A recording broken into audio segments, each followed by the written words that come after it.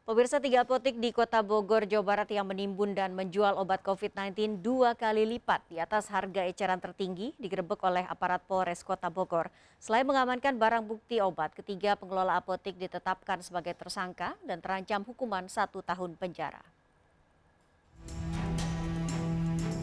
Jajaran Satgas COVID-19 Kepolisian Resor Bogor Kota berhasil membongkar praktik dagang curang yang dilakukan apotek dengan cara menimbun dan menjual obat COVID-19 2 kali lipat di atas harga eceran tertinggi yang ditetapkan oleh pemerintah.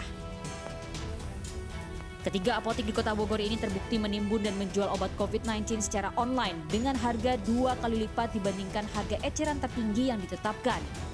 Agar upayanya tak diketahui petugas, para pelaku berupaya menjual obat keluar Kota Bogor.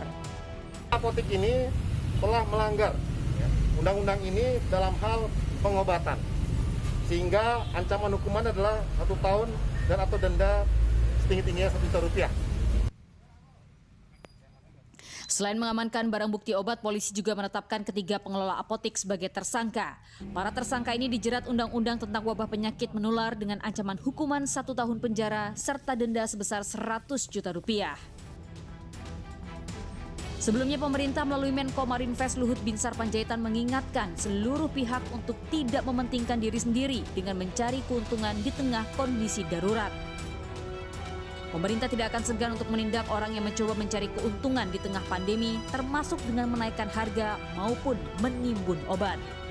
Dari Bogor, Jawa Barat, Furqon Munawar, iNews melaporkan. Pemirsa, meski memasuki libur akhir pekan, petugas terus melakukan pengendalian mobilitas warga dengan menggelar penyekatan di sejumlah titik. Di Lenteng Agung, Jakarta Selatan, petugas hanya memperbolehkan tenaga medis dan ojek online yang menunjukkan tujuan perjalanan dengan jelas untuk melintas. Petugas juga memperbolehkan pengendara yang menunjukkan STRP atau surat izin pekerja karena alasan masih bekerja di akhir pekan. Selain itu, sebagian pengendara juga akan berangkat vaksinasi sehingga diperbolehkan untuk melintas.